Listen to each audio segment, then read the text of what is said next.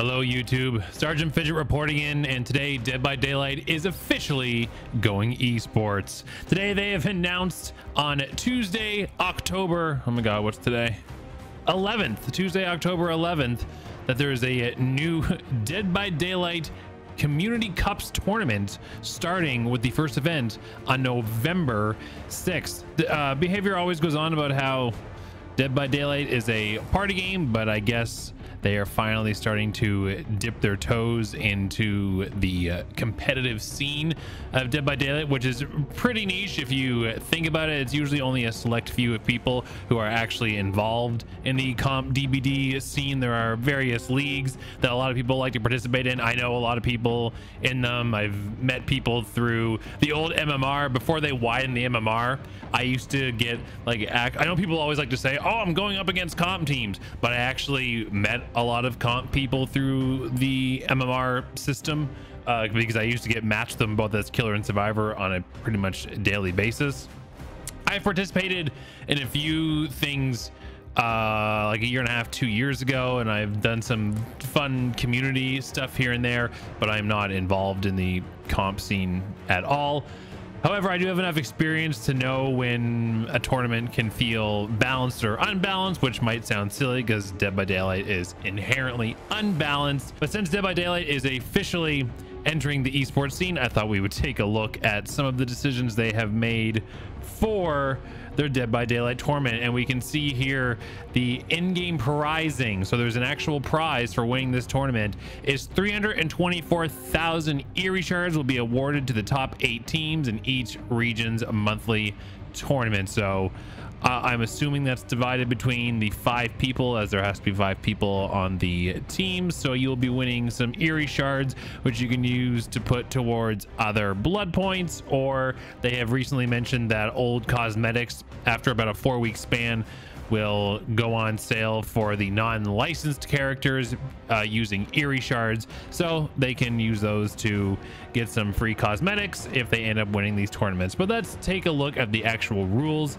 because when it comes to balancing for a Dead by Daylight tournament, you have to really get really picky with them, and usually certain killers are banned for certain things, certain perks and items are banned. So let's take a look to see what Dead by Daylight has come up with for their Dead by Daylight Community Cup rules. It is a tournament format, bracket style, 5v5 single. Actually, let's zoom in a little bit more for you here, YouTube. There you go, that's probably better for you. Beautiful. 5v5 single elimination. Each team will register as a 5-person team. Before each match, teams will assign 1 killer from their roster to play against the opposing teams for survivors. Matches will be played simultaneously between survivors and killers. At the end of the match, players from both sides are required to screenshot the end game screen, basically proving that you're not cheating. Yeah. The win condition: the team with the most escaped survivors win the match. Tiebreakers, killer points in the sacrifice category will be used as a primary tiebreaker. Comparison to survivor scores for each team will be used as a secondary tiebreaker. So the win condition literally comes down to escapes for the survivors and kills for the killer. Now, I've been a part of community tournaments that have used this scoring system, and in the instance where it is just the host, usually a content creator, streamer, YouTuber, whatever, that is putting on the tournament, when it's just them doing everything, I always understand when the points are just awarded for kills and escapes, because it's easier to manage. It can be tough trying to shoutcast a match and keep track of all these different intricate point systems. So in those instances, I understand the escape win point system.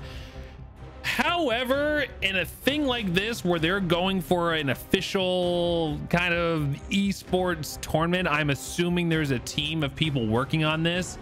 This is not a good system, because basically for the survivors, if you do all 5 gens, let's say one of your teammates, one of your survivors is like an insane runner and keeps the killer busy for a literal 5-gen run, hopefully the killer has broken off by that point if gens are flying, but let's just say 5-gen run, you guys get all 5 gens done, the killer has no ed, slugs everyone, and everyone dies on their first hook. Guess what? all that great work that your survivor did for running and all the efficiency your 3 other teammates had for getting all of the gens done, you get 0 points for that. Nothing. The killer gets 4 points for slugging everyone in the end game, and the survivors, after having a great chase and great coordination on gens, get 0 points. In a typical tournament, you'll have points awarded for usually like gens completed will have a certain amount of points, 1, 2, 3, 4, 5 gens, and then maybe getting a door open will be a point, or then getting the escapes will be a point. Sometimes escaping through hatch can be like a bonus point. Various things like that, where if it's still a 4K for the killer, the survivors can still get a decent amount of points. On the flip side of that, killers, say it's a 4 out, they can still get points because they'll usually get points for first hook, second hook, third hook. Sometimes it'll be like 2, 2, and 2, but if they progress from like first to second or second to death, it's worth 1 point. So they can still accumulate points even if they don't get the 4K or the 4 out for the survivors. So doing something like just escapes and wins, yeah, that's not good. That's not a great scoring system for a tournament like this. Restrictions: killer add-ons, only common and uncommon add-ons are allowed. We'll come back to that. Offerings not allowed. Survivor items add-ons, no event items can be used, that's completely standard. Keys and maps not to be used, also completely standard. All items must be common and uncommon, as well as the item add-ons. That's usually because the flashlight, the lowest flashlight, is yellow, common, and then the uncommon add-ons will be your toolbox, your med kit, and I'm going to assume a firecracker because items must be unique per survivor, no item duplicates. So yeah, probably a brown med kit, a brown toolbox, a yellow flashlight, and a firecracker, even though they say no event items. Firecracker is typically the exception to that rule. Again, I'm going to come back to this. I'm going to come back to that. Survivor selection: survivors must choose a unique survivor per player. That's completely normal, like 1 Meg, 1 Dwight, 1 Claudette, 1 Jake, etc. Map and killer selection: killers will be picked from the pool of killers each round. Killer pools can be found in the bracket description or below. So the way they've done it is that certain killers are tied to certain maps. So the clown, the legion, the doctor, and the nightmare can only be used on Shelter Woods. I'm not sure what this round thing is. Round of 256, round of 128. This must be something to do with how many teams. That can't be right. The 256, that can't be right. I understand like it's counting down to the grand finals, and Cold Tower is typically where the finals are held. Midwich Elementary, have fun with that. What was that? Dredge, Pig, Nemesis, Hag. Gross. Family Residence, Spirit, Blight, Nurse, Artist. So essentially the S tiers featuring Artist, who is A tier, high A tier, however you want to look at it. But so okay, let's go back for a second. So as we can see, quickly scrolling through, here's the prizing. Oh, there is money. It's not just Eerie Shards, there's actual money involved. So per team, because it's a 5-person team, so $500, so $100 per player, 250, 150, and 100. There's actual money involved. Okay. All right, so never mind then. And what's... Oh, so you get money and Eerie Shards. 90,000 per player, so what? An Eerie Shard cosmetic, is it 21,600? I think that's about right. So you get what, 3-4 cosmetics. Maybe if you buy some of the cheaper ones, like the color swaps tend to be a bit cheaper, so you get like a handful of cosmetics plus $100 if you win first place. Cool. But one thing that's missing here, this is very important, and this is why I wanted to come back to the killer add-ons thing. In a typical tournament, there are perks and perk combos that are banned on both sides, because anyone who has played this game will tell you this game is not balanced. It's not supposed to be balanced. So when it comes to these tournaments, they usually try to add some degree of balance to it. So a lot of the really strong perks on both sides or strong combos will be banned. For example, on the Survivor side, perks like Prove Thyself, Hyper Focus, Overzealous, things like that will be typically banned, and you can only have one of each perk. So that would be like one Dead Hard on the entire team, one Decisive Strike on the entire team, one Unbreakable. As of right now, Unbreakable is not base kit. We know that might be coming. We're gonna pretend like that doesn't exist right now. One Borrowed Time, one Adrenaline, one Sprint Burst. I can't remember everything I've said, but one of each, right? That's not in this. They can do whatever they want. They can run 4 Dead Hards. They could run 4 Circle of Healings if they want. They could run 4 full Gen Rush builds. Prove Thyself, Hyper Focus, Resilience, and Stakeout. All 4 people could run that if they want to. Now, if you want to do a tournament where it's just embracing the chaos, no perks, no perk bans, nothing, no combo bans, nothing, that is fine. But right now they have kind of just taken like half a step towards the chaos and then put a weird restriction on the killer add-ons. Before I continue, I should go back for a second. Some killer things that will be banned typically would be like a Dead Man Switch is often banned. The combo of Noed, No Way Out is often banned. You can have one or the other, but you can't have both. A lot of tournaments will ban things like Floods of Rage.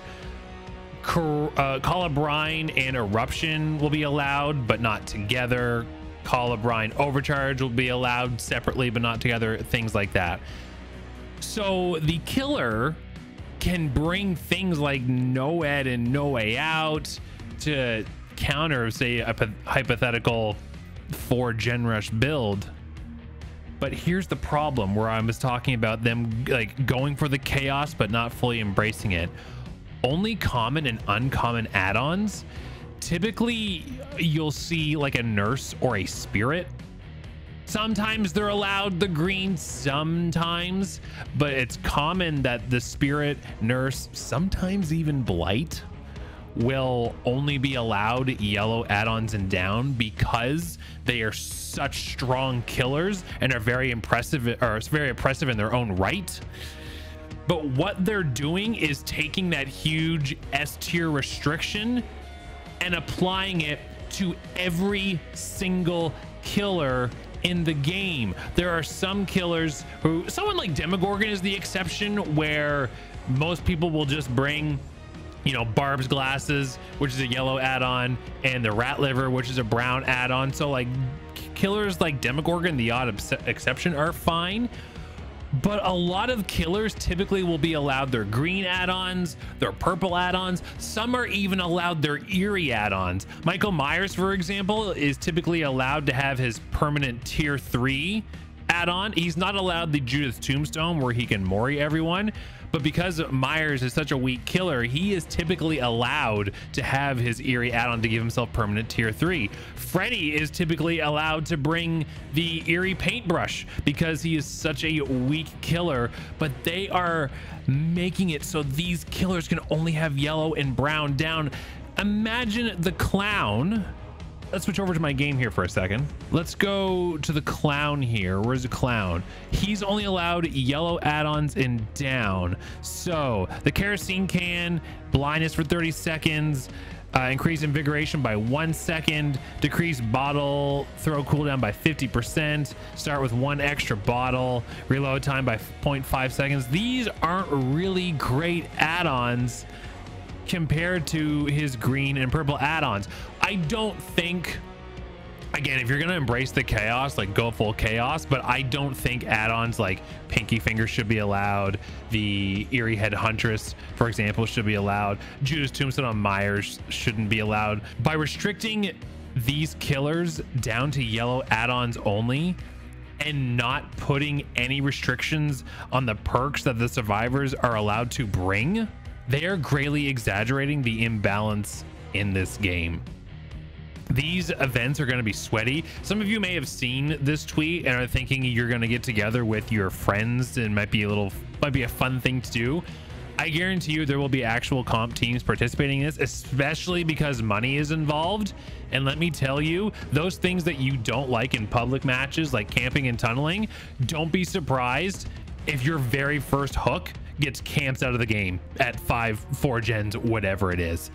This is not, I feel like they're like, because of these rule restrictions or lack thereof, they're aiming it at a casual audience, but it is not going to sit well with the casual people. The comp people are going to come in and understandably probably stomp on a lot of people. The coordination of the survivors, if they want to run those 4 gen builds, like I said, and how coordinated a good comp team is, all 5 gens are going to be done before these killers even know what's up. But don't worry, they have their yellow and brown add-ons to keep them company and to be their saving grace.